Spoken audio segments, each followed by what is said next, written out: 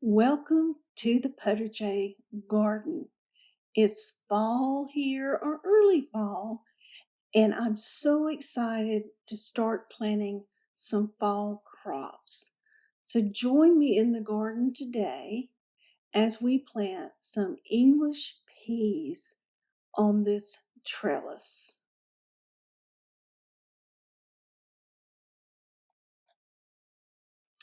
First, I'm going to amend the bed with this black gold cotton compost that we get from a cotton gin here in Lenox, Georgia, that's close by.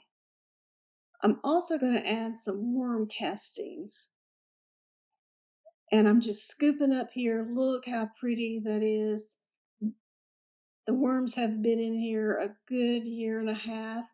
And during the summer, I let it get too hot, so most of these worms died. This is one of my 3 worm compost bins. So first I'm gonna move my drip line back, pick up the pins, and when I did this bed, I put the straw down and then my drip line. So I need to put it up under that straw anyway. Now I like to use straw as my mulch layer. The mulch, it helps conserve soil moisture, improves fertility and health of the soil. Pine straw is simply the falling needles of the pine trees. It makes excellent mulch or bedding material. It doesn't compact like other organic matter, such as leaves or grass clippings. It allows the air and the water to reach the plant roots. So I'm just going to rake this back, and when I'm done, I will add it back to the bed.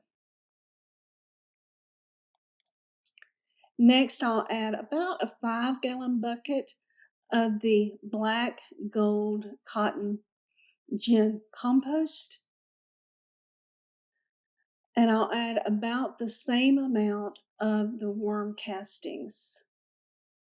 This soil has never been planted in, and it's pretty good soil. I'm going to add our Hoss organic fertilizer. This is a complete formulation. It has relatively equal percentages of nitrogen, phosphorus, and potassium. And I'll probably put about a cup in here. I'm just liberally adding it here, not really measuring it.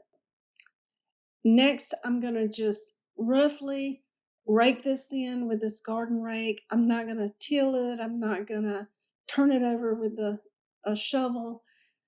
Like I say, these beds have never been planted in. They're not compacted. They're fairly loose soil.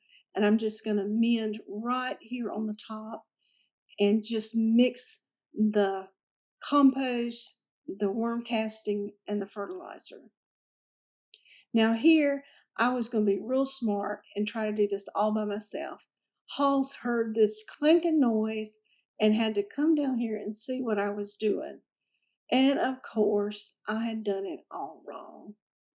My posts are crooked. I didn't turn it the right way for the trellis. Even got a blister on my hand. I was so proud of myself, but he had to come to my rescue and help me out. So he's pointing out everything I did wrong. I was just trying to prevent him from having to come do it for me. I love to do stuff for myself. So he has to pull them all up and put them back in there the right way. Of course, it doesn't take him near as long or as much of a job as it does for me. And I had buried this in really, really deep. And I know there's an easier way to get this post out of the ground. He had a few choice words for me at about this moment when he couldn't get it out of the ground. When that gallus goes down off that shoulder, you know it's serious business. So once we got all that straight, we're going to put on our Hortanova trellis netting. This keeps your plants off the ground and healthy. It allows your plants to have adequate airflow which reduces the potential for bacterial and fungal diseases.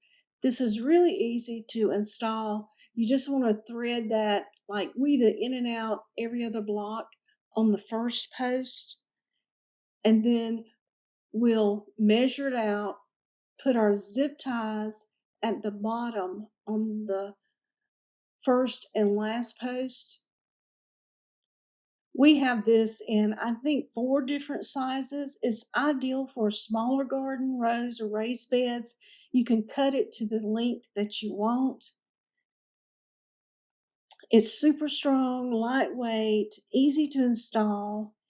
It's made out of, it has the similar in strength to high tensile fishing lines, so it will not snap even when supporting heavy fruits. It's also UV resistant and will not degrade in the sunlight.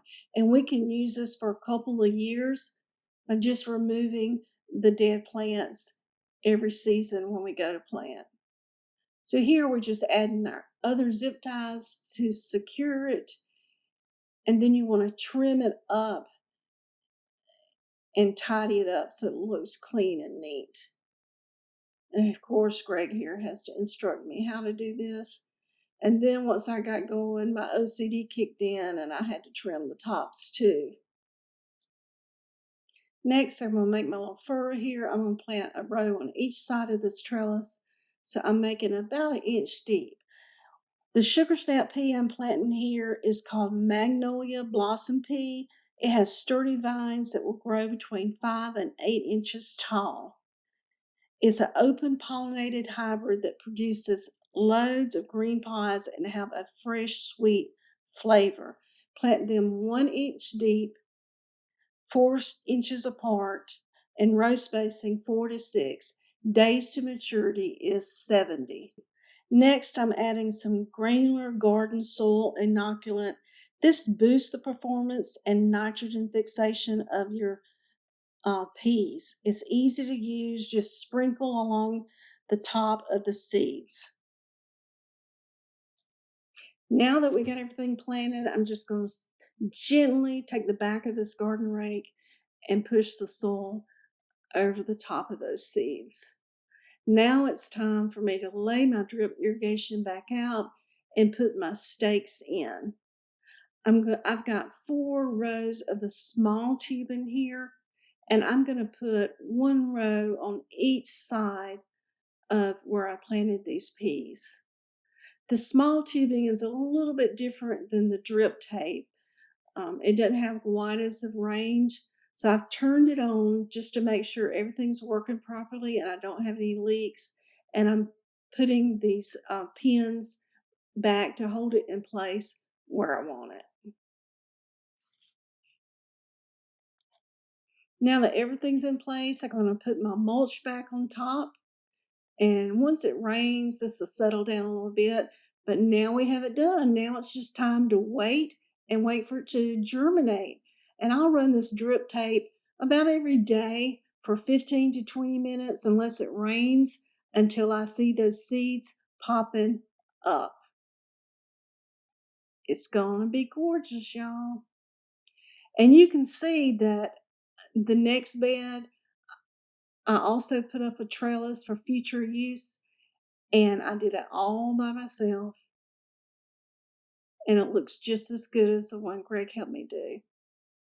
So thanks for joining me today. I'll keep you updated on the progress of all my fall planting and how these seeds start growing. Go get dirty, y'all.